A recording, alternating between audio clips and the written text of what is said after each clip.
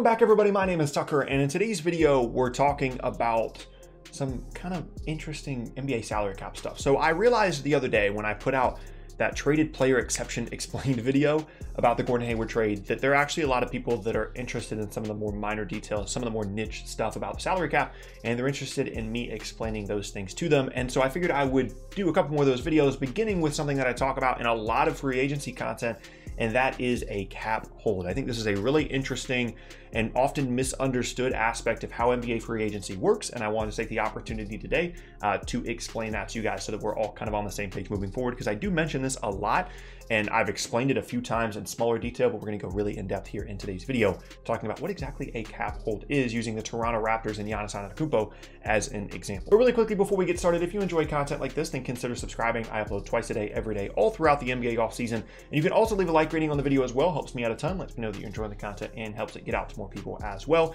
And you can check me out at various socials at the bottom of the screen, hang out with me outside of these videos. But with that said, let's talk about what a cap hold is. Let's talk about why it's important. Then we'll talk about how it specifically impacts a team like the Toronto Raptors, so that if you're a little bit confused in the first part, a bit more of a real world application would kind of help you here when we're talking specifically about the Raptors, and then you can extend it to other teams. So essentially, a cap hold is a mechanic that allows teams to go over the salary cap when re-signing their own players. And this is a mechanic that I was unsure of what exactly it was up until about two and a half years ago.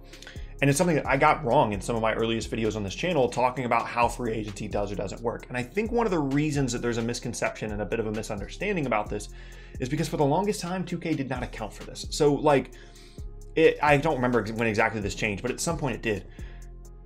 You could, in 2K, when you're doing franchise mode and stuff like that, you could have cap space available in a particular summer, go out and sign a big free agent, and then re-sign your own players that you still had on your roster. And that didn't change up until more recent 2Ks, where you had to release your cap hold on a player to create that cap space.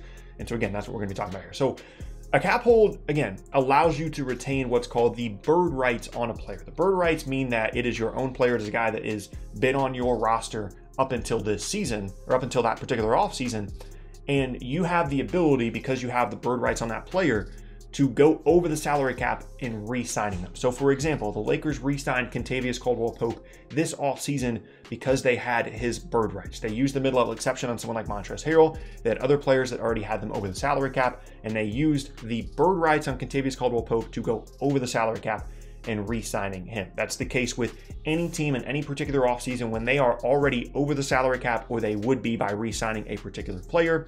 They have bird rights over that player to be able to re-sign them by going over the cap. Now, the reason they have those bird rights is, one, because the player's already been on that team. It doesn't apply to other free agents around the league, but also because they currently have a cap hold on the roster. And what the cap hold is it's kind of an imaginary number that is on a team's payroll for a given offseason. So when you go into an offseason, you have expiring contracts. Those contracts don't technically expire immediately.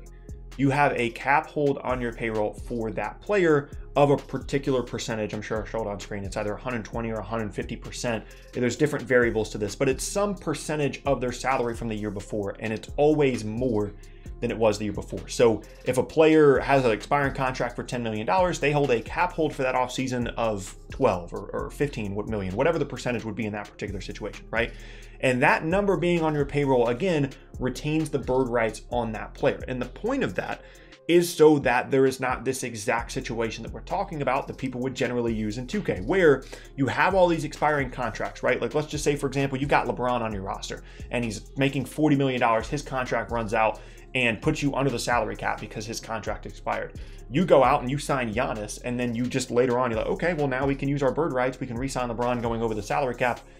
The cap hold prevents that exact situation, because even though LeBron's contract is expired, you have a cap hold on your payroll that keeps your number actually above the salary cap and doesn't allow you to go out and sign a new player. You have to deal with your own players first. Now, you can go out and sign that new player. You can go out and sign Giannis, but you have to release the cap hold on LeBron's old contract, which of course nobody would do. So now let's bring this, if you're a little bit confused, it's fine. Now let's bring this into like a real life example. So we've got the Toronto Raptors payroll here up on the screen. And everybody knows that one of the bigger ideas for 2021 free agency is any number of teams, and the Raptors being involved in this, signing Giannis Antetokounmpo in 2021 free agency, right? Or any number of free agents.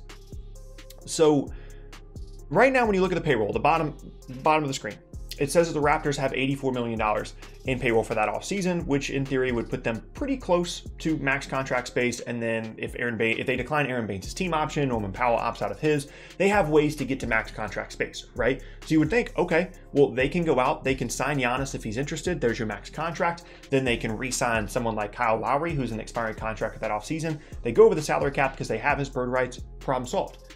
That's actually not the case. So in this scenario, and this is the same for example, the Miami Heat, who also have some expiring contracts and are looking to sign Giannis in the summer 2021.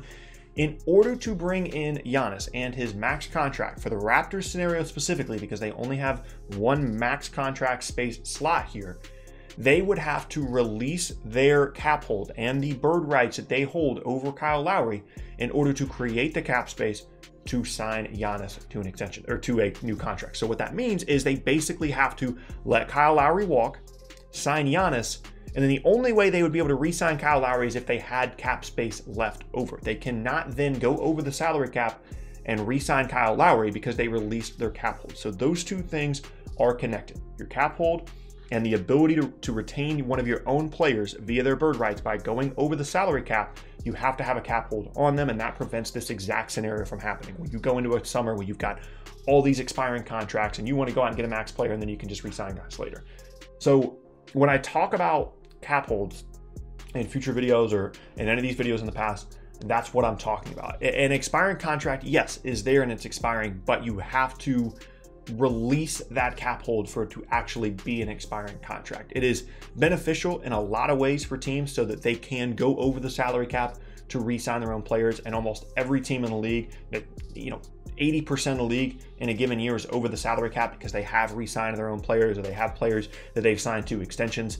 But without that cap hold in place, it would create a lot of situations where you could just line up your free agents in a particular way, go out and sign a whole bunch of guys and then re-sign your own players. So it's a really critical aspect of this that I think people generally misunderstand at times. There are people that I see on Twitter, whether it be in my own replies or just out and about on Twitter, people that, generally seem like they are well-versed in what's happening with salary cap stuff, and they're misunderstanding how expiring contracts work in relation to signing max players and free agency, things like that. And like I said, the traded player exception video did really well the other day for whatever reason, and I kind of realized that some of these nerdier NBA things might actually be really helpful or entertaining to some of you guys. And I've seen people ask before, in the past, to explain different little salary cap things like this. And so I wanted to take advantage of an opportunity to go ahead and do that for you guys today. As always, let me know what you think down in the comment section below. If you enjoyed the content, then leave a like rating. I have no idea if this video is going to do well or not, or if it's just kind of a fluke video the other day. But I wanted to try this out. And if there's any other things that you guys would like for me to attempt to explain, whether it's trades, salary cap stuff, anything, and just let me know down in the comment section below. But that is going to be the end of today's video, and I thank you all very much for watching.